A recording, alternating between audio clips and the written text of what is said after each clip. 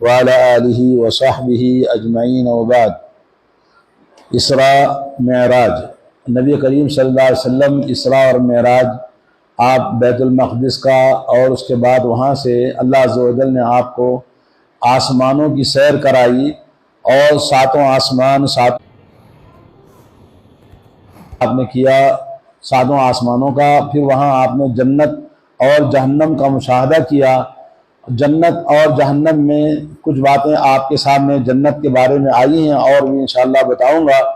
آج آپ کے سامنے آپ نے جہنم کی سیر کیا، وہاں کے کچھ ملاحظات آپ کو سنانا چاہتا ہوں۔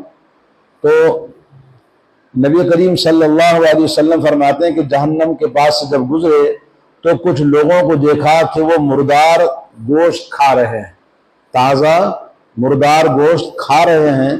میں نے پوچھا کہ یہ کون لوگ ہیں؟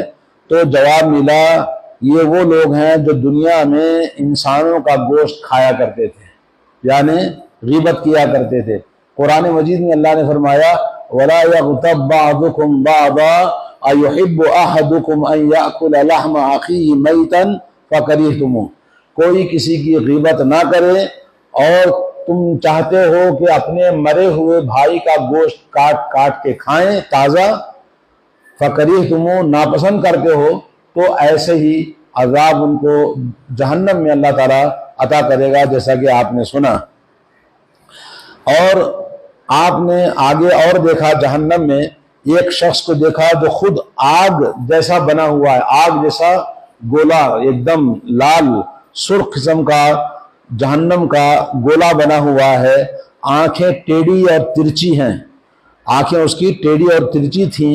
پوچھا میں نے جبریل سے یہ کون ہے؟ تو جبریل علیہ السلام نے خبر دی کہ یہ وہی شخص ہے جس نے حضرت صالح علیہ السلام کی اونٹنی کو ذبح کیا تھا، یعنی فعقر فنادا۔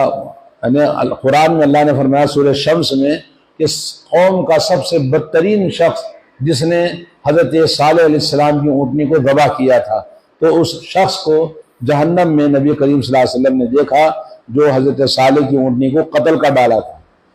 اسی طرح سے نمبر 3، آپ نے جہنم میں دجال کو دیکھا۔ دجال جس کا ہر وقت نماز میں ہم دعا کرتے ہیں اللہم انی اعوذ بک من فتنۃ الدجال، من فتنۃ المسیح الدجال۔ تو دجال کو آپ نے دیکھا، اس کی اصل صورت میں دیکھا، آنکھوں سے آپ نے جیسے اس کو دیکھا، آپ نے بتایا کہ وہ دجال یعنی ایک دم عجیب قسم کا، جیسے اس کے جسم پر گھنے درخت میں جیسے پھول پتے ہوتے ہیں ویسے اس کے جسم پر بال تھے، اور ایسا بھدا تھا، خبیث شکل کا، یعنی بہت ہی گندا، بہت ہی خوفناک قسم کا وہ خبیث چنڈا تھا، اور اس کے ایک آنکھ ایسے قائم ہے جیسے تارا ہے، اسٹار۔ ایک آنکھ اس کی چمک رہی تھی تارے جیسی، اور بال ایسے جیسے کسی درخت کے گھنے شاخوں میں بھرے پتے رہتے ہیں ویسے تھا۔ آپ نے اس کو جہنم میں دیکھا۔ اور چوتھا جو آپ صلی اللہ علیہ وسلم نے دیکھا وہ ہے مالک۔ مالک کون ہے؟ جہنم کا جو داروغہ ہے، جہنم کا خزانچی، یا قرآن میں اس کو خزنۃ جہنم، جہنم کا داروغہ بتایا گیا ہے۔ مالک اس کا نام ہے، قرآن مجید میں اس کا ذکر ہے، احادیث میں اس کا ذکر ہے۔ آپ نے اس کو دیکھا۔ ایک چیز آپ کو بتاؤں کہ اللہ تعالیٰ کے فرشتے آسمانوں میں، زمین میں، ہر جگہ موجود ہیں۔ جب رسول اللہ صلی اللہ علیہ وسلم آسمان میں گئے تو فرشتوں نے آپ سے ملاقات کی، تمام فرشتے آپ کا استقبال کیے، مسکرا کر ہنس کر آپ سے استقبال کرتے ہوئے ملے، مگر ایک فرشتہ جو جہنم کا داروغہ تھا، یا جہنم کے جو فرشتے، نہ ان کے چہرے پر مسکراہٹ تھی، نہ وہ استقبال آپ کو جیسے خوشی کے ساتھ کرتے ہیں ویسے کیے۔ تو جبریل نے بتایا کہ اللہ نے اس کو ایسے ہی پیدا کیا ہے، چہرے پر ایک دم غصہ اور بہت ہی شدید قسم کا وہ فرشتہ تھا، جو اس کا ذکر قرآن کے اندر موجود ہے۔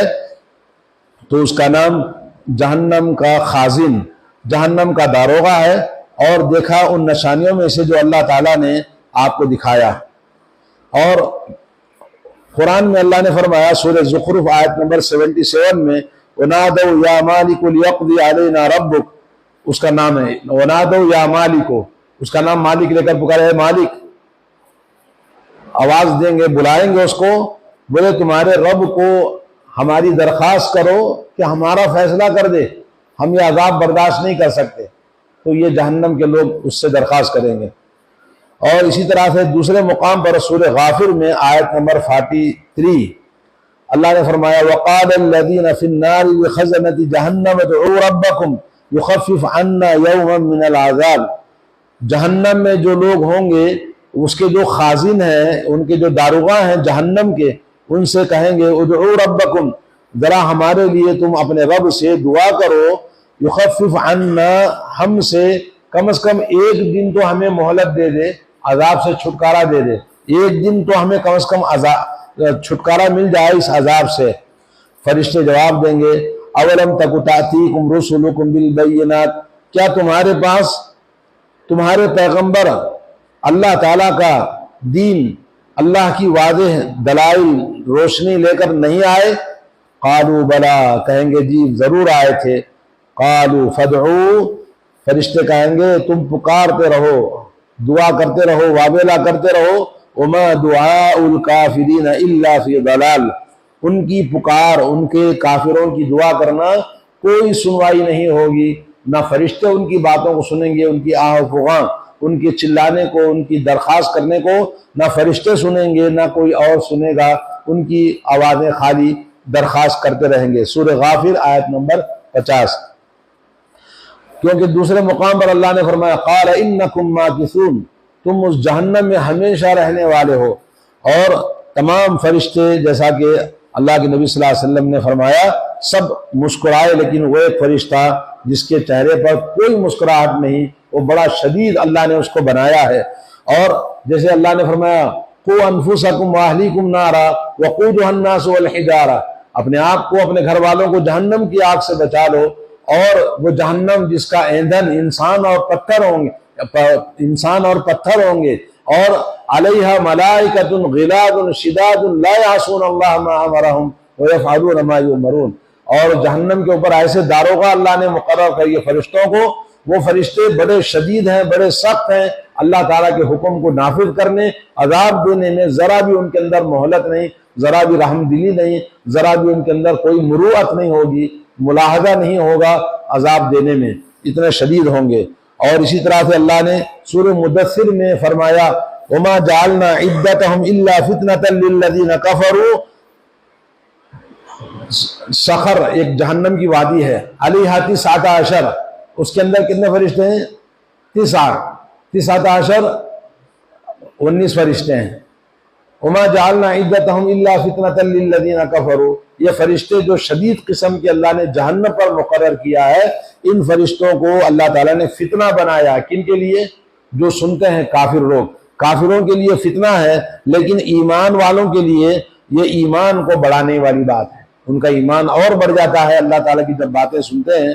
اور کافر جو اہل کتاب ہے ان کو بھی یقین ہو جاتا ہے کہ یقیناً اللہ تعالیٰ نے جو بات بتائی ہے جہنم کے فرشتوں کا، جہنم کے داروغہ کا، یہ حقیقت ہے۔ تو اس طرح سے قرآن مجید میں جہنم کا بہت سارے مقامات پر ذکر ہے۔ تو ان فرشتوں میں سے جو سردار، سب سے بڑا فرشتہ ہے، وہ اس کا نام کیا ہے؟ مالک۔ تو یہ فرشتے کا ذکر اللہ کے نبی صلی اللہ علیہ وسلم نے جہنم میں آپ نے دیکھا۔ تو اس طرح سے فرشتوں سے آپ نے ملاقاتیں کی، اور اللہ تعالیٰ سے دعا کریں کہ اللہ تعالیٰ ہمیں جہنم سے محفوظ رکھے۔ اسی لیے اللہ کے نبی صلی اللہ علیہ وسلم بہت زیادہ اللہم انی، بولیے اللہم انی اعوذ بک من عذاب القبر ومن عذاب جہنم ومن فتنة المسیح الدجال ومن فتنة المحیاء والممات، یہ 4 کلمات سے ہمیشہ بڑی شدت کے ساتھ پناہ مانگتے تھے۔ اللہ تعالیٰ ہم سب کی حفاظت فرمائے، اور اللہ تعالیٰ ہم سب کو جنت کا حقدار بنائے، عذاب قبر سے، عذاب جہنم سے ہم سب کو نجات دے۔ وصلی اللہ علی نبینا محمد وعلی آلہ وصحبہ اجمعین۔ لا الہ الا اللہ وحدہ لا السلام علیکم ورحمۃ اللہ وبرکاتہ۔